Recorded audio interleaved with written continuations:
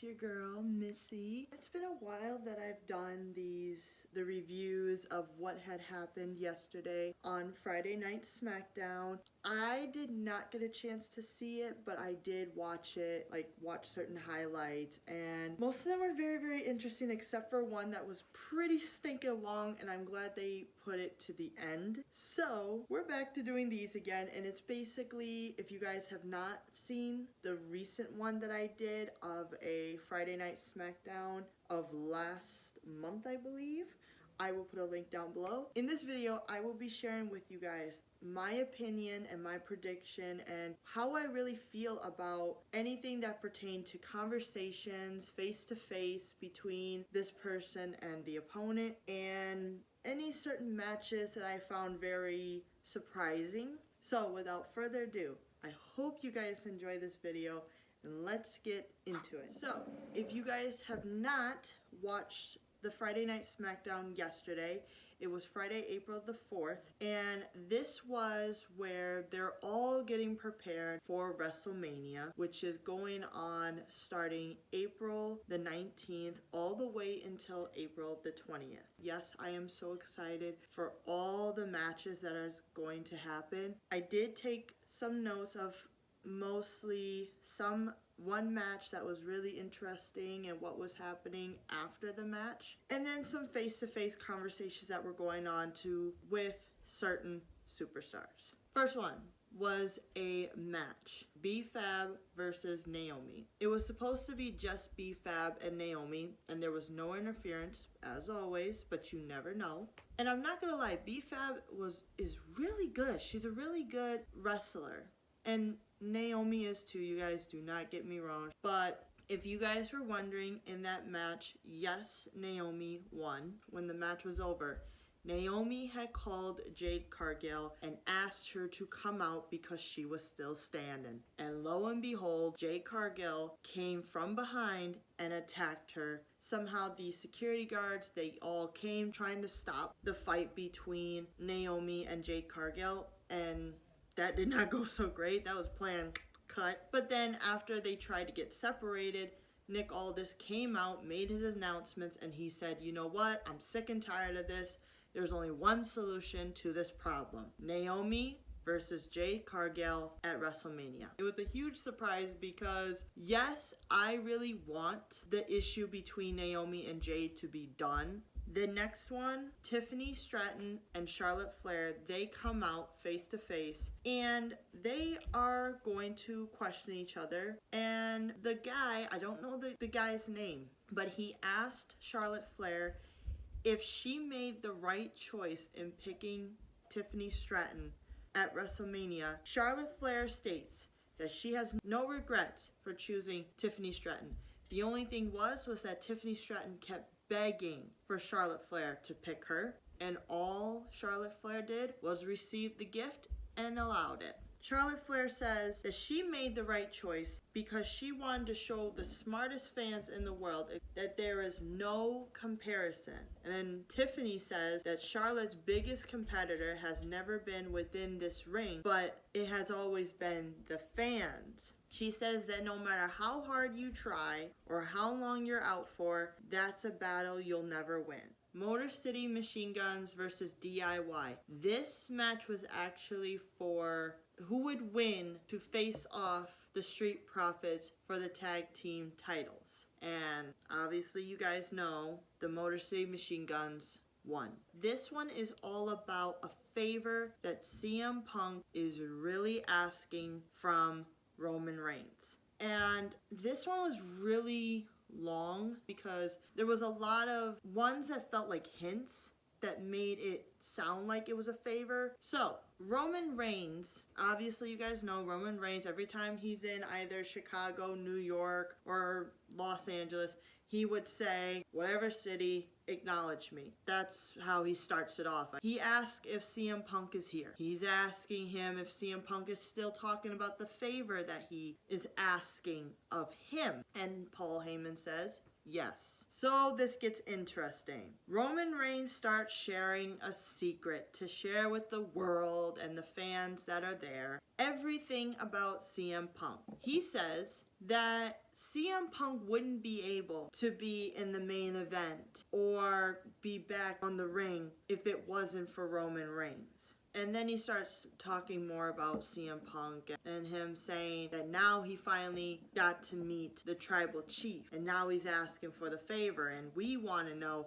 what the favor is. Okay, but then Seth Rollins comes out, says, and I quote, "But the reality, Roman, is that you underestimate CM Punk. You think you're above him and that you don't have to worry about him. But I tried that and it doesn't work." Roman says that CM Punk stands there because Roman made a promise to the wise man, Paul Heyman, and says that he keeps his word. Seth Rollins says that Roman called CM Punk out and he wants to hear what the favor CM Punk has. Finally, CM Punk comes out and says that this is about friendship, loyalty, legacy. CM Punk starts to tell Paul everything that happened so long ago, and that just because they say you should forget, that doesn't mean that CM Punk would forget. CM Punk brings up something that brings a clue to the favor, which he says, and I quote, "Paul told me that when I main event WrestleMania, force them to deal with us. Well, they aren't here anymore, so I'm going to force you, my tribal chief,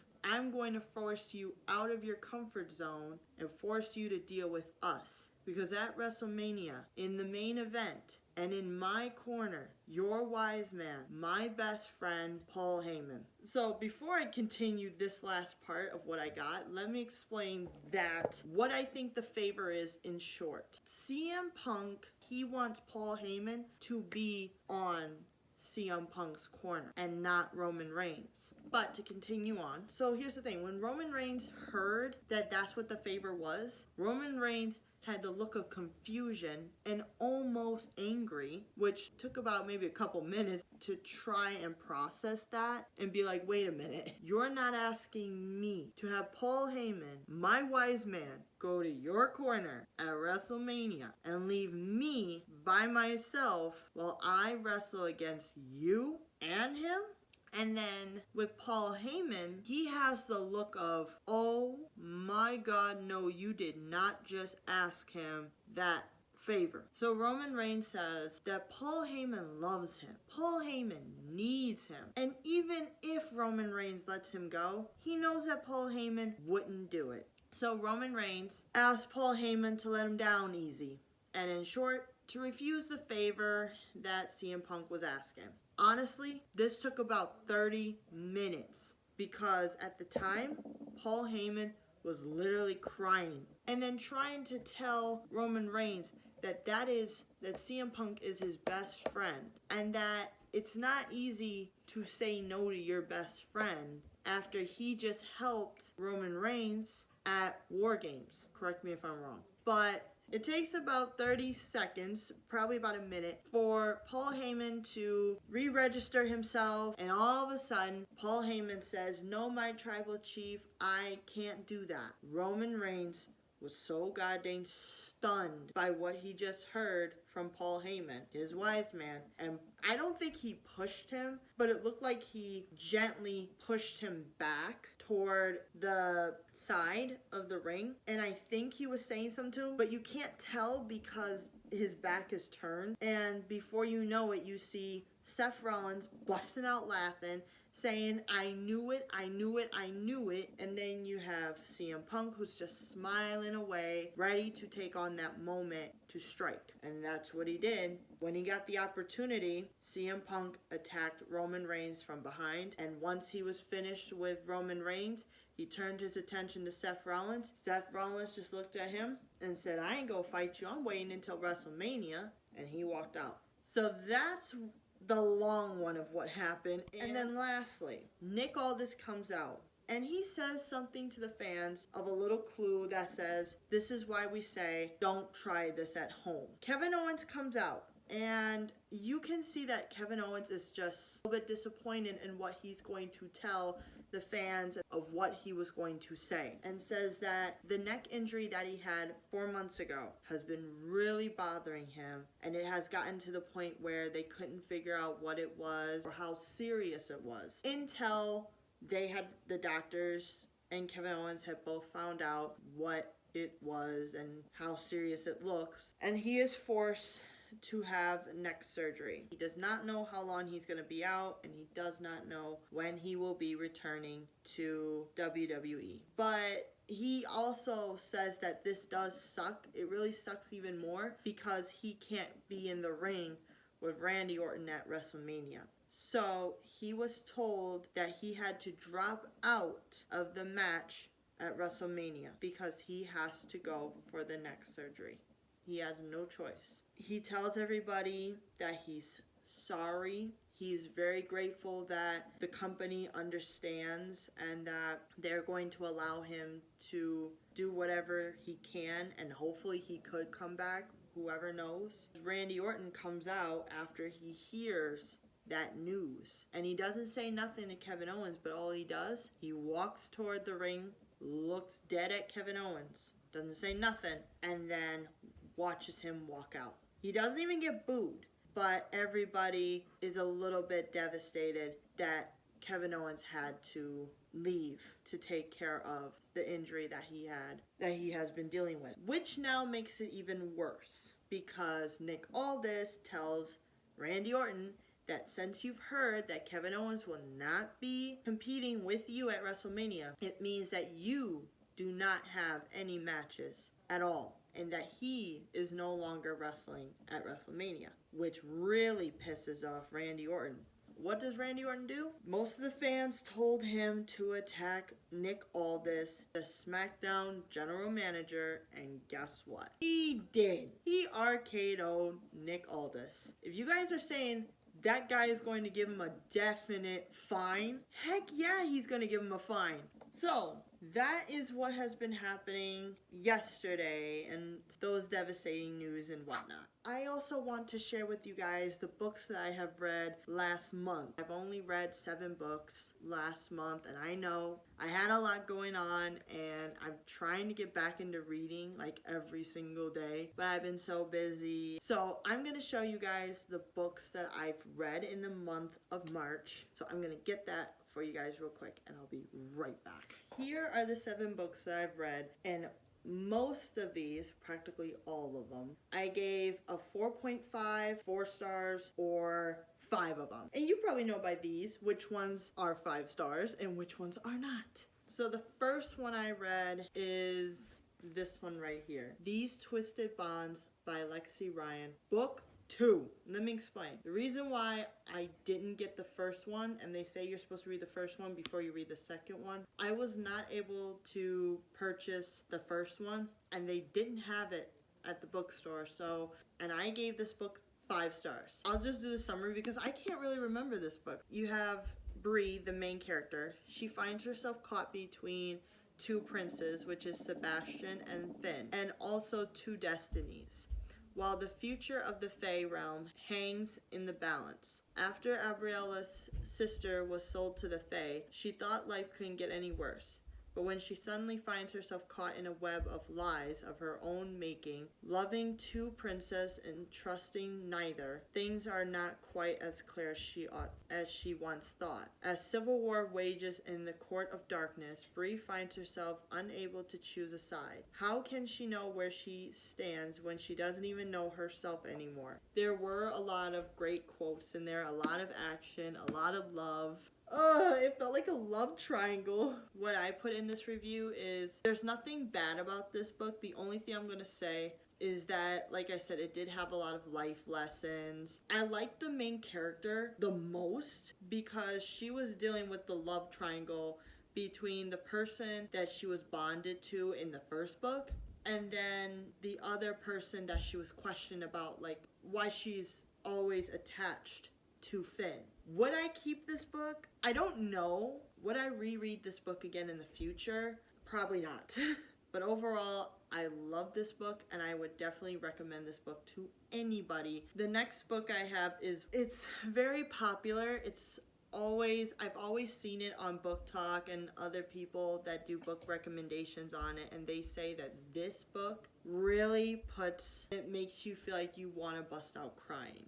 And I read this book. It had me in tears. Another 5 out of 5 stars. A Thousand Boy Kisses by Tilly Cole. It really puts you to that feeling of what it's like to be in love with somebody. The two main characters, Poppy and Rune, they have a really great childhood bond. I'm not kidding. When they were little, I believe at the age of 5, they were slowly getting to know each other and becoming friends, and then at the age of 8, when they both were 8 years old, they freaking kissed, but that's beautiful. But still growing up, as they got older, you find out that Poppy and Rune, they didn't really cut ties, but it felt like they did because Rune's parents and him, they had to move back because of, I think it was his dad's job.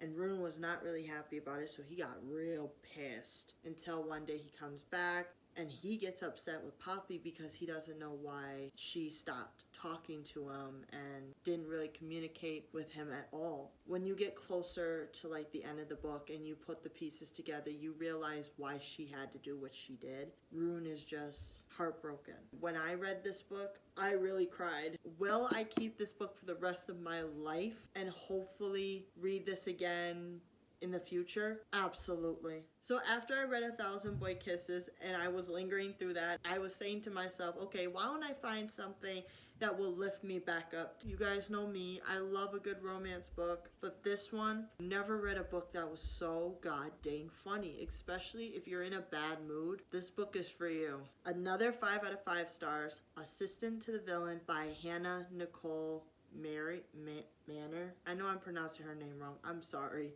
I've read this book like 5 times and I cannot stop laughing. This is what it says in the back because I can't really remember this book. All I know is I've read this book 5 times. With aligning family to support, Evie Sage's employment status isn't just important, it's vital. So when a mishap in Rendaw's most infamous villain results in a job offer, naturally, she says yes. No job is perfect, of course, but even less so when you develop a teeny crush on your terrifying, temperamental, and undeniable hot boss. Don't find evil so attractive, Evie, but just when she's getting used to served heads suspended from the ceiling and the odd squeak of an Eric eyeball beneath her heel, Evie suspects this dungeon has a huge rat. And not just the literal kind, because something rotten is growing in the kingdom of Rendon, and someone wants to take the villain and his entire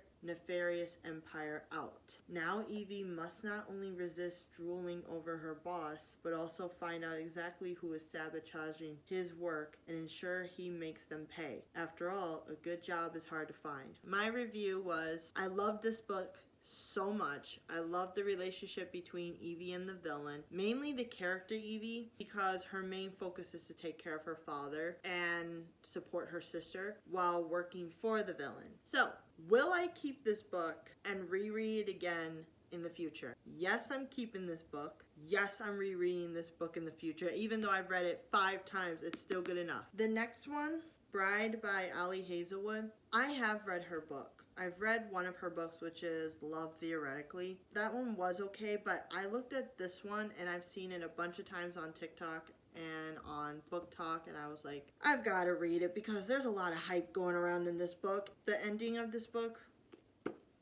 I did not expect it. But I gave this book 4.5 stars because yes, this was a slow burn, and it was throughout a couple chapters. However, I love the relationship between Misery and Lo. And this relationship that they had in this book, it was arranged by Misery's father just because he wanted to make peace with the werewolves and humans. I call it forced marriage. Now, would I keep this book and reread this again in the future? Maybe. To people that gave this one 5 out of 5, no offense, but no. I'm just gonna go through because there was 7 books of the Disney Chilled series. I only read 3 because I didn't really had no interest of reading them. So I only read these 3. Disney Chilled Part of Your Nightmare by Vera Strange, 5 out of 5. Stinking loved this book. This was a really fast-paced reading. It was actually really hard for me to put this down because it was so interesting how this 11-year-old girl found a shell and she made her wish to wanting to become the best swimmer at her school. And somehow, in order to have that wish granted, you have to realize that you have to give something back, or else something will happen, which will be consequences. It was so interesting that I couldn't wait to read the next book of this series, which I will talk about in a second. This one was about almost 200 pages, but would I keep this book? Maybe not. And would I read it again? Not really. And then the next one that is also part of the series, this is book number 2. This one wasn't as scary as I thought, but then again it did, because of this guy's name is Dr. Facilier. This is the first time I ever given a book a 3.5 stars. This was one of them. Feeds on the Other Side. So this one was about a 12-year-old boy named Jamal who has always lived in the shadows of his twin brother Miguel. All he wants in the world is to know, just for one day, what it's like to be his more popular, more talented, and more confident brother. So when a mysterious man named Dr. Facilier appears and offers Jamal the opportunity to do just that, Jamal jumps at the chance. But when he wakes up the next morning to find his dream has come true, he learns it comes at a terrible cost. There's a reason people say, never make a deal with the Shadow Man, and Jamal is about to find out what it is. And this is what I said for my review. I'm not a huge fan of Dr. Facilier, and I didn't have a connection with the main character. That's my honest opinion about this one. I'm starting to think that I won't be keeping this book to read again.